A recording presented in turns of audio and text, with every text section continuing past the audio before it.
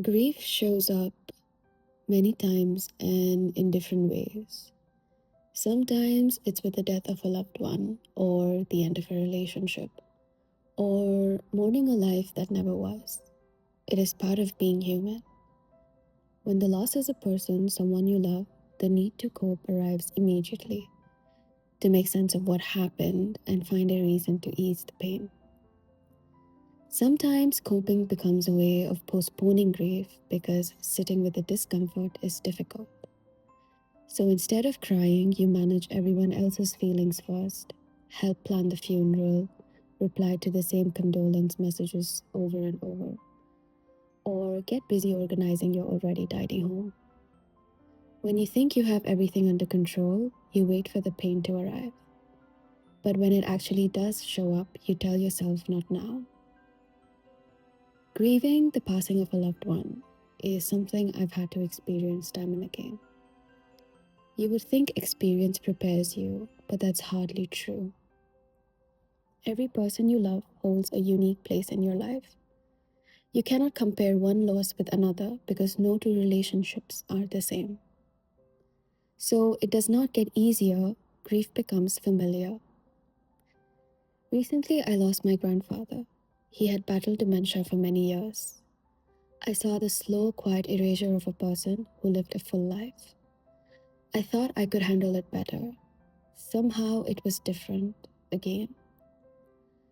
There was no way around it, so I allowed myself to feel. I felt it in my chest, in my gut, in my head. It was overwhelming to the point it made me feel sick. At some point, I wanted it to consume me because the reality was hard and painful, and I thought drowning in the sorrow might numb it somehow. They say time heals, but I don't think there is full recovery. I realized how parts of you die with them, and some parts of them remain with you. You search through archived memories, what they sounded like when they woke up, the silly things that made them smile, the inside jokes, quiet moments when they were upset but tried not to show it. You think of all the times they were strong for you, how they poured love into everyone around them while putting themselves last. Most importantly, you remember how they saw you for who you are, the way they remember things about you that you didn't notice yourself. These moments made it worth living because you shared it with them. We never exchanged I love yous. I kind of wish we had, but it didn't matter because I knew love was there. In the comfort meal waiting after a hard day, when you kissed goodnight, in the first bite of every snack you shared, in the way they stood in front of you like a mirror to help you show up as your best version. On some days, though, it feels like you never talked enough, or took enough pictures, or spent enough time together. And somehow you learn to be okay with that.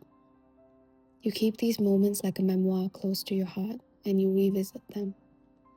The pain stays, but so does the hope that one day you will meet again. Joan Didion wrote in The Year of Magical Thinking, "Only the dying man can tell how much time he has left."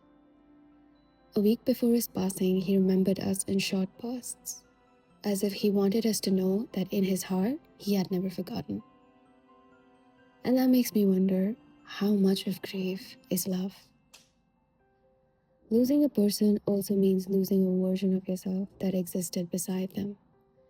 The way they brought out a side of you that you never knew was there. Does that go with them too? Maybe some of it, so you also grieve who you were. I think grief is as much love as it is pain. Because I love you, I will miss you forever. Grief still finds me in the most unexpected places. When I'm driving to the mall, celebrating, praying, I learned there is nothing to do about it, but let it exist in the moment with you. That's the kindest thing you can do for yourself. And you will never stop missing them. But slowly, you will learn to carry that alongside everything else.